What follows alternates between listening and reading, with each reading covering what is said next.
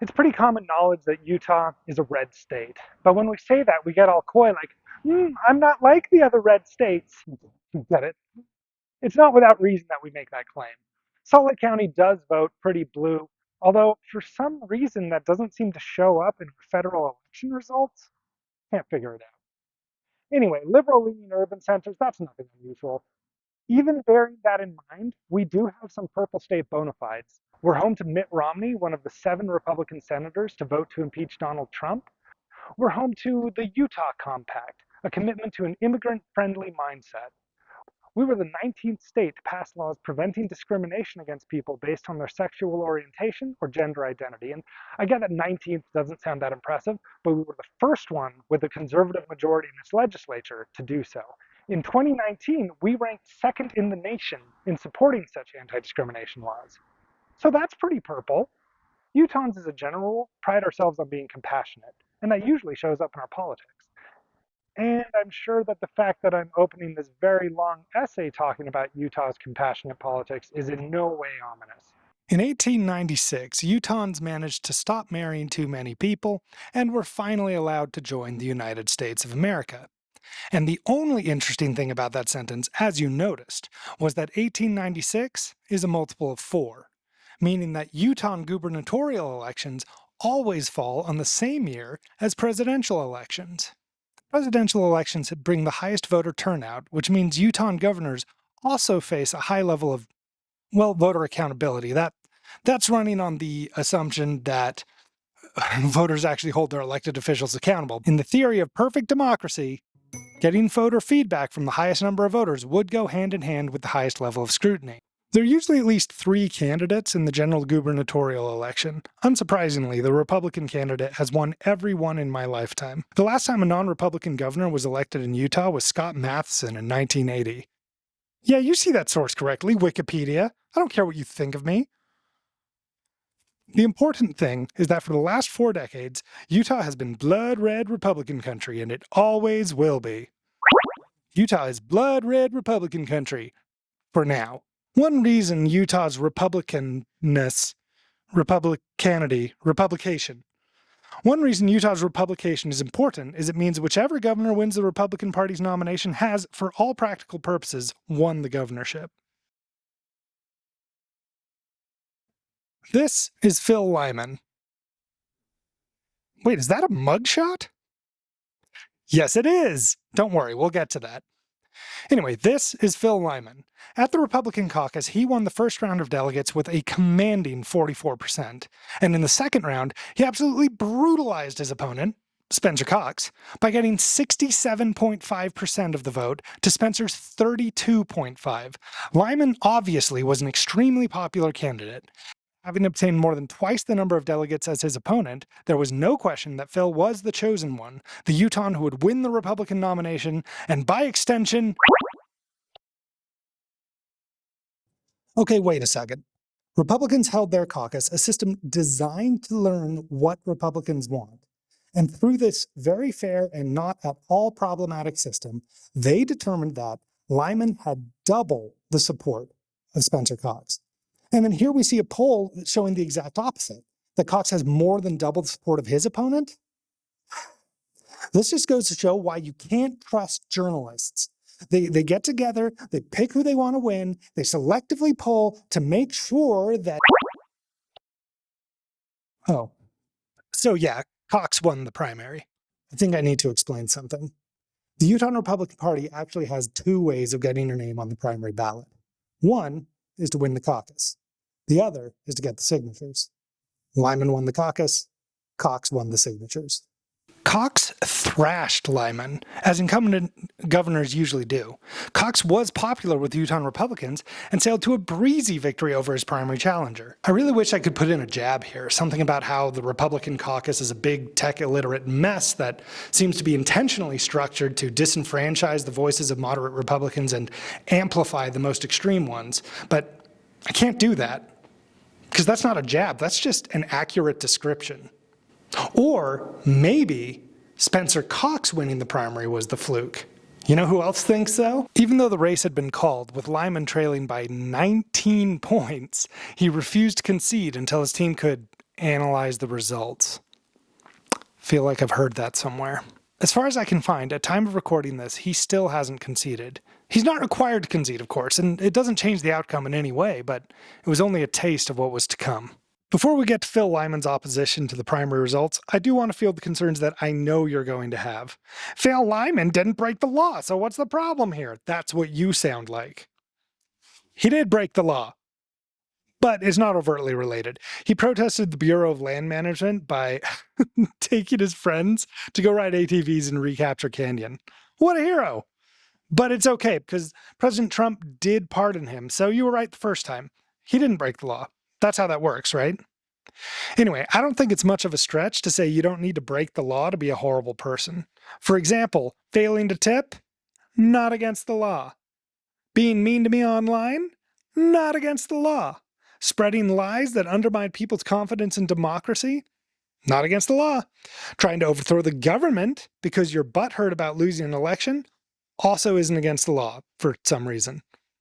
I'm not arguing that old Philly Lyman broke the law here.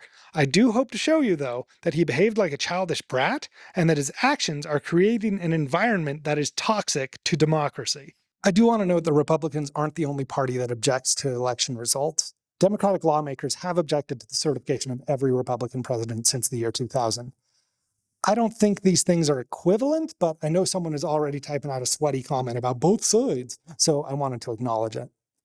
I'm also explicitly not talking about federal politics. I'm talking about this culture of undercutting the vote and my concerns about that culture coming to Utah.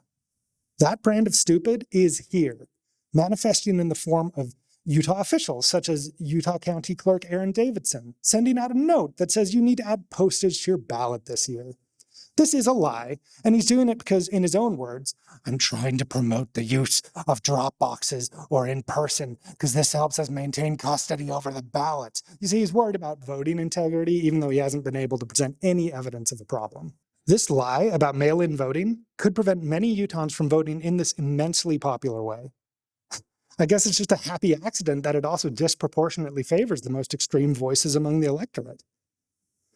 Hey, Strudel, why are you going after this random Utah County clerk? Well, partially because I've spoken with him about this and he's totally unrepentant. And this stupid lie about mail-in voting really irks me. So we've got a spot in the video, and evidently I didn't edit it out because you're watching it now. Oh yeah, and Phil Lyman has made election integrity an important part of his campaign too. Oh boy, we've got a big problem here. Oh yeah? Yeah, voter fraud, it's running rampant. We got to do something about it. We are doing a lot to prevent it, but do you have evidence it's still happening? Well, no, but I can't not unprove that it's maybe not happening. What? Here's the solution. Oh, I do see this benefits you and unpopular candidates, but it does make everything worse. So what I'm hearing is you don't have my DoorDash order. And look, casual observers might argue that Phil Lyman is trying to protect Vox Populi. That's how he and other shysters try to frame this. Of course, that doesn't line up at all with him trying to get the Supreme Court of Utah to overturn the primary election in favor of the caucus. The caucus at this point is an intentional construct which makes sure the most zealous voices can drown out the majority. It's like distilling water to get the metals and toxins filtered out, but then, whoopsie, you throw away the clean water and chug the toxic metal. Caucuses. Good thing I compared that to the very relatable and well-known process of distillery. Everyone learned how to survive in the apocalypse as a teenager, right? Just me? My point is, the primary is objectively a much better measure of what Utahn Republicans actually want. And Phil Lyman isn't dumb. At least, I don't think he's dumb. I've never met the guy. And his campaign didn't respond to my request for information. I can't imagine why. But he knows that he is not the popular candidate, and he's looking for any possible way to become the next governor, except, by winning the election, because that's hard. So, Phil, listen, I know you watch my channel. Phil, baby, friend, comrade, she's just not that into you. After losing the primary to Cox, Phil Lyman said he filed a lawsuit to get Cox removed from the ballot. I think the important thing here isn't that he wanted to file a lawsuit that was doomed to fail, but rather he wanted to publicly say that he was filing a lawsuit. This isn't about getting Utah to obey its election laws, because it did, and he knew it did. It was about undermining Utahns' faith in elections generally. Speaking of being anti-election laws, and also with a healthy dollop of delicious irony, Lyman's running mate was not legally eligible for the ticket. Lyman's first elected running mate was Lane Bangerter. Bangerter was Donald Trump's campaign director in Idaho and served the EPA under the Trump administration. Lane did grow up in Alpine and attend BYU, so of course he can claim Utah as home. Unfortunately, according to the state's constitution, you have to live in Utah for the entire 5 years prior to running, which Bangerter didn't. Taken in a vacuum, this isn't a big deal. Maybe Bangerter really does think of himself as Utahn, and maybe we missed out on a real banger of a lieutenant governor.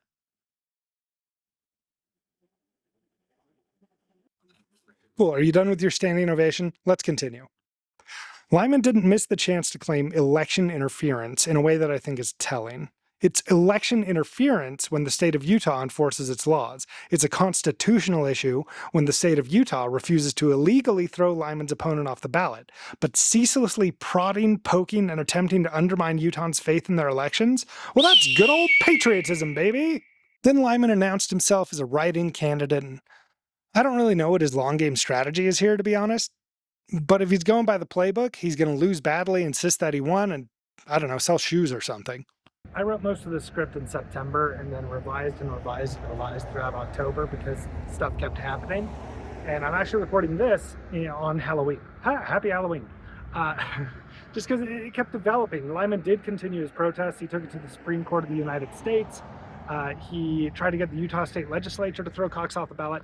And it went on and on. And at this point, honestly, I think it's more likely than not that Lyman's going to get some Republicans try and stage a protest of Cox continuing his next term as governor.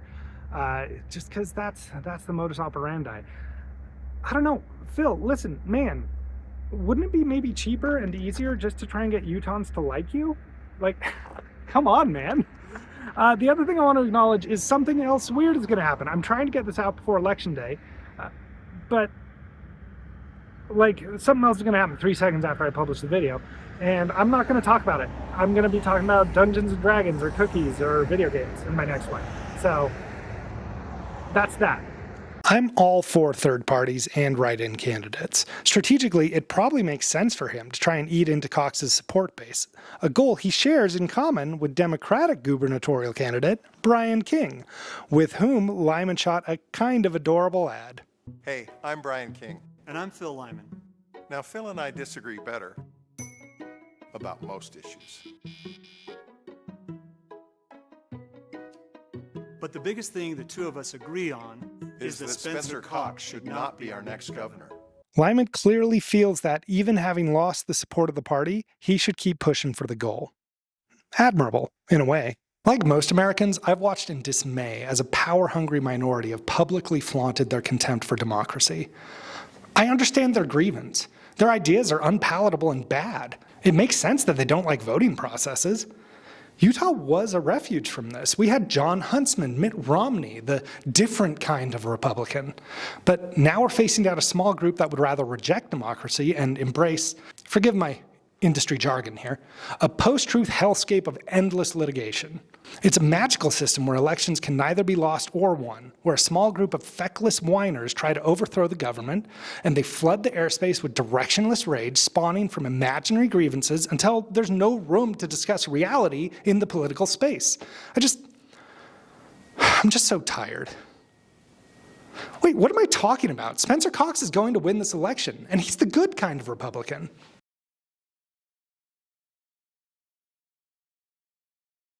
Of course Spencer Cox is going to win. As we've said, winning the Republican nomination is essentially the same as winning the general. And Democrats really haven't presented a credible threat to...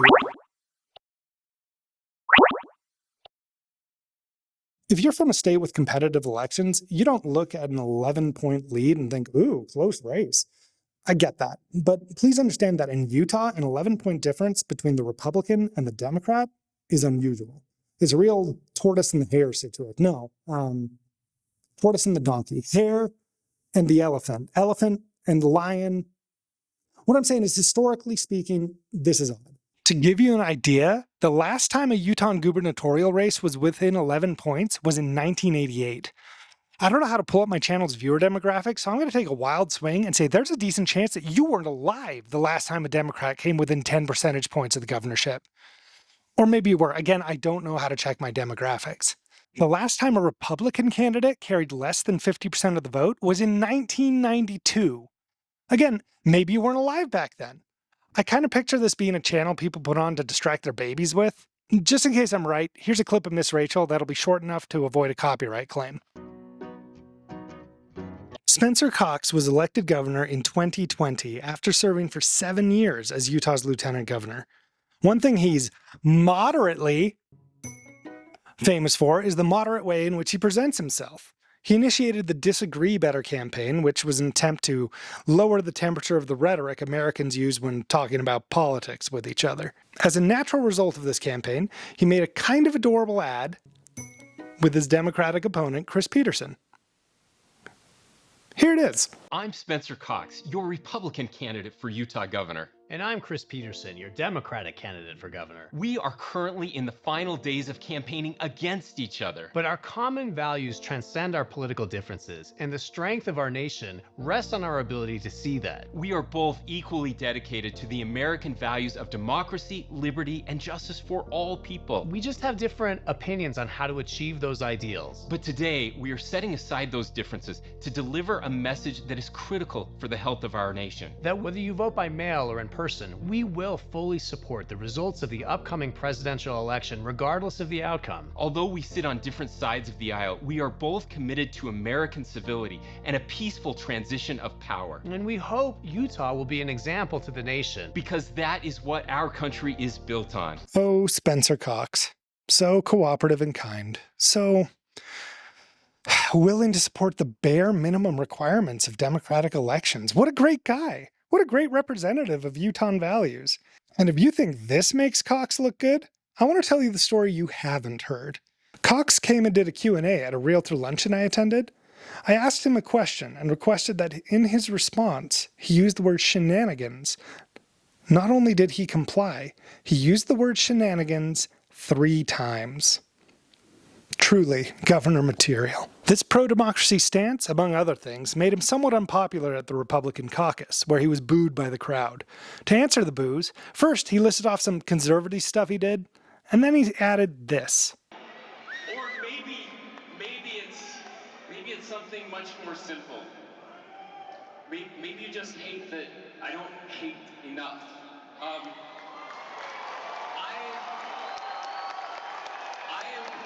Moderate old Spencer Cox, the nicer, kinder brand of Republican who wants us to disagree better, to support the peaceful transfer of power, and to be a civil, kind nation built on mutual respect among disagreeing parties. Then something happened. Some moron took a pot shot at the former president, very slightly injuring his right ear and also killing a man in the crowd. According to Atlantic writer McKay Coppins, Spencer Cox faced a reckoning at this time.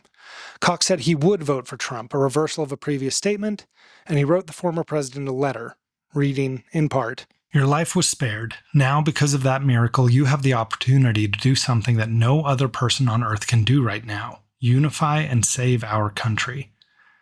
By emphasizing unity rather than hate, you will win this election by an historic margin and become one of our nation's most transformational leaders." This was naive at best, but I do sympathize with the intent behind it. I believe that Cox was motivated by the same sense of relief we all felt when a much larger crisis was avoided that day. He hoped this letter would convince Trump to strike a gentler chord in his campaign. Of course, that didn't happen. If anything, Donald Trump escalated his violent rhetoric against his political opponents and in no way made any effort to unify the country. So what was Cox supposed to do? Change his position on Trump again? Well, yes, he made a bad prediction that Trump was going to become a new person overnight. But I do understand that politicians don't have the luxury of changing their mind without consequences, so maybe he just needed to quietly back off. But that didn't happen either. Even after Trump continued referring to immigrants as vermin and fantasizing about using military force against his political opponents, Cox stood by his man, literally in this case.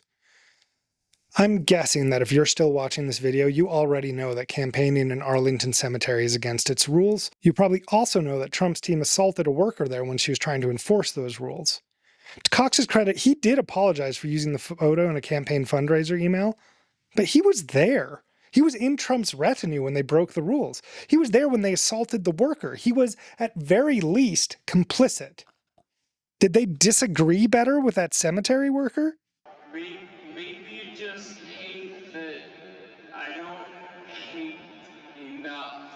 Okay, so he walked around a cemetery with the Republican presidential candidate and took a picture. What's the big deal? I think some might argue that disrespecting the military is a big deal, but maybe you're not one of those. Fair enough.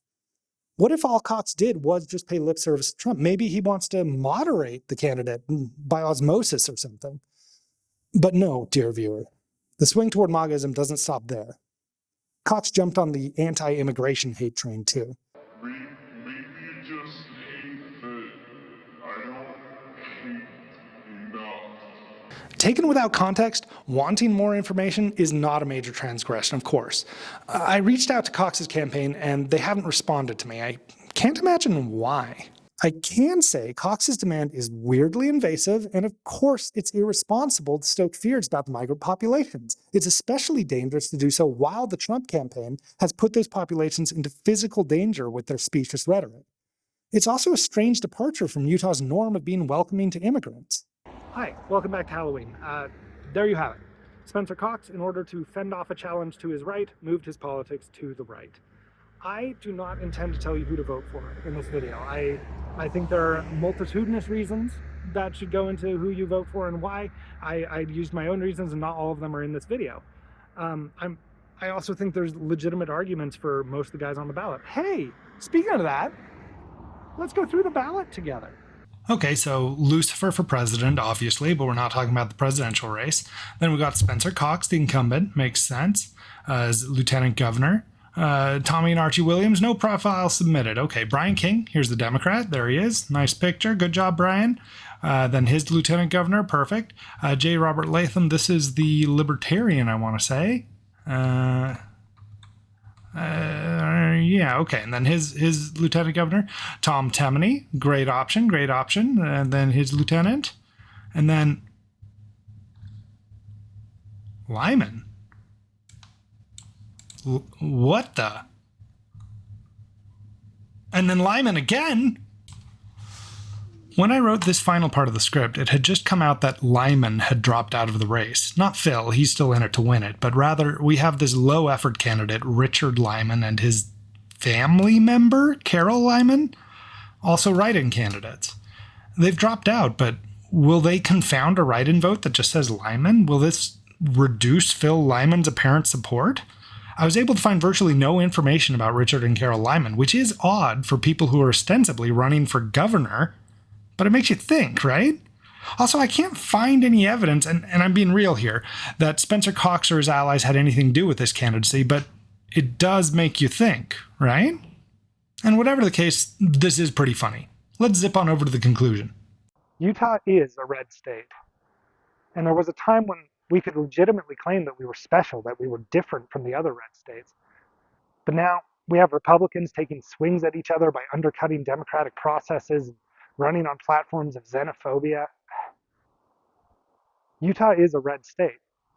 And I never doubted that that element of redness, that the standard Republican, if you will, that they were here, but I never realized that contingent was big enough to de-Utahify our governor.